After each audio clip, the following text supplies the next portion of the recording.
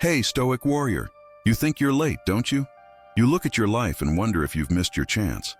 The relationship that slipped away, the opportunity that passed, the dream that never bloomed. But here's the truth. You are not behind. You were never late. Everything, even this exact moment, is unfolding with perfect timing. The Stoics called it fate, the divine order of the universe. Not superstition, but structure. A pattern too vast for the human mind to control, but wise enough to trust. You see, the Stoic does not fight the current of life. He moves with it. He understands that what arrives when it must, and what departs was never his to keep. Marcus Aurelius once wrote, "Whatever happens to you was prepared for you from all eternity, not as punishment, not as reward, but as alignment. What you call coincidence is simply life operating according to its own logic." Think back. How many times did something or someone appear at the exact moment you needed it most? A stranger's words that shook you awake, a sudden loss that tore away your illusions, a quiet realization that changed the way you see everything. You didn't plan it. You couldn't have, but it came, precisely on time. The Stoics understood that life is never early, never late. It's like the rhythm of nature itself. The sun doesn't rush its rising. The seed doesn't bloom before the soil is ready. And you too are part of that rhythm. Every delay, every closed door, every heartbreak has been shaping you into readiness. The truth doesn't appear when you demand it. It appears when you're capable of hearing it. So if you're here now, hearing these words, it's not an accident. It's alignment. The universe didn't make a mistake placing you in this exact moment. You were meant to pause. You were meant to remember. Because what you've been searching for isn't lost. It's within you, waiting for the silence to be heard. When a Stoic speaks of fate, he doesn't mean resignation. He means alignment with reason, with logos, the universal intelligence that orders everything. You don't need to believe in divine intervention to see it. Just look closely at the unfolding of your own life. How often has pain been the teacher you tried to avoid? How often has loss cleared the path for something truer to emerge? We resist because we crave control. The modern mind wants certainty, predictability, and answers that arrive on demand. But the Stoics warned, control is an illusion. The moment you grip too tightly, life slips through your fingers like sand. Epictetus taught that freedom begins the instant you stop trying to control what isn't yours. And that includes timing. Your task is not to force the rhythm, but to move in harmony with it. The Stoic doesn't ask, "Why did this happen to me?" He asks, "Why was this necessary for me?" He understands that even chaos serves a function. A broken plan, a betrayal, a failure. These are not errors in the pattern. They are refinements. You are being sharpened, tempered, molded into someone capable of carrying the wisdom that comfort could never teach you.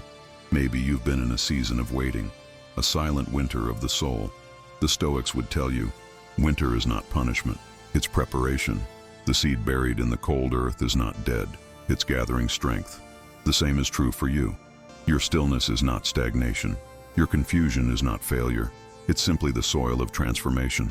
There's a reason the Stoics meditated daily on mortality, on loss, on impermanence. Memento mori, remember that you must die.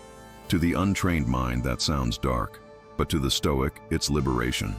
When you remember that time is fleeting, you stop rushing it.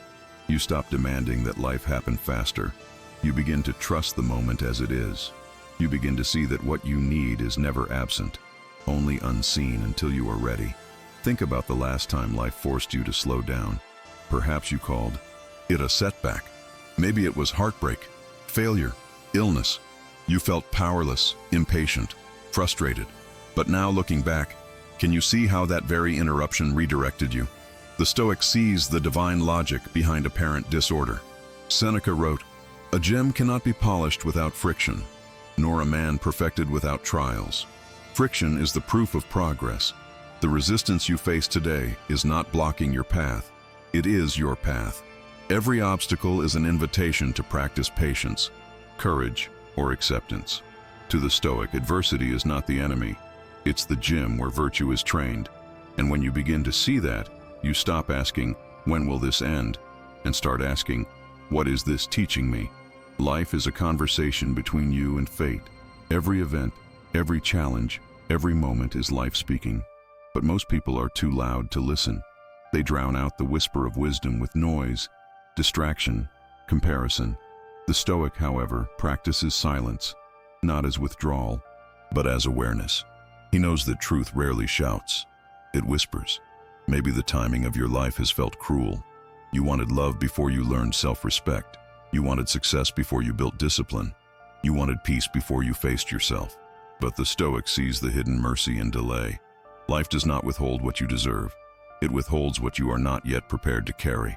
So when something you wanted slips away, don't curse the timing. Trust it. Marcus Aurelius wrote, "The impediment to action advances action. What stands in the way becomes the way." That's not poetic optimism, it's practical truth. Every detour you face contains direction. Every rejection hides redirection. You don't need to know how it all fits together. You only need to know that it does.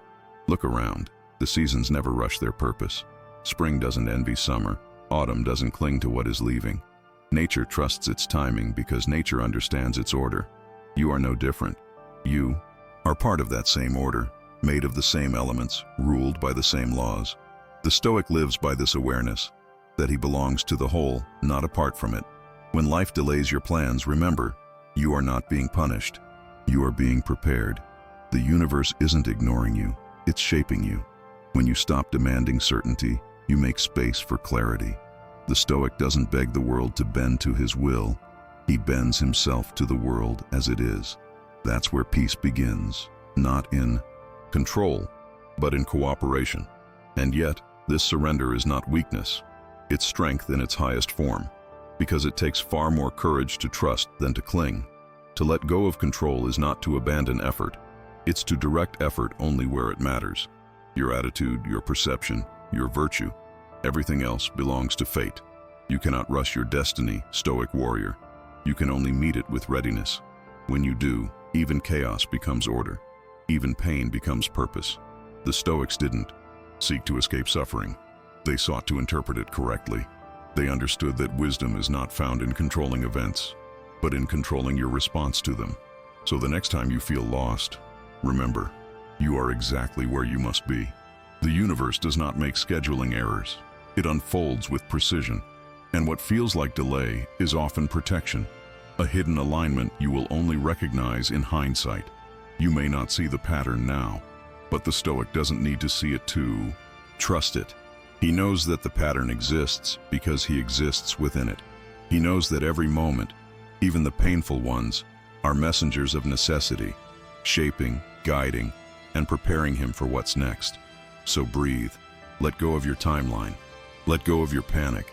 Nothing good ever came from desperation. Everything you need, strength, clarity, peace, arrives when you stop demanding and start observing. Life doesn't withhold lessons. It waits for your readiness. And readiness is not born of control. It's born of trust. This is what it means to live stoically. Not to force the rhythm, but to become one with it.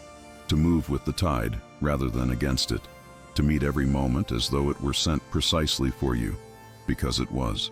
Every warrior faces moments when the world feels still, when nothing moves, no progress is visible, and silence seems to echo louder than action.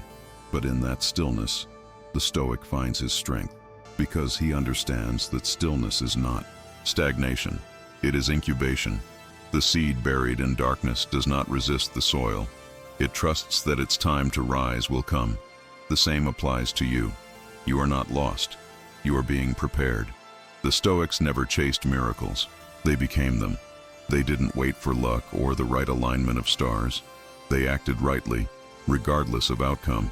That is your power. You don't need certainty to move forward. You don't need guarantees to trust life. You only need courage to do what's within your control and surrender the rest to the order of things. Amor fati. Love your fate. Love the hand you were dealt, because it is yours alone to master. You see, the universe does not punish or reward. It simply reflects. It gives you what you are ready to carry. If something hasn't arrived, perhaps you are still strengthening your hands to hold it. And if something has been taken from you, perhaps it was never yours to keep. Don't fight the flow. Don't cling to the shore.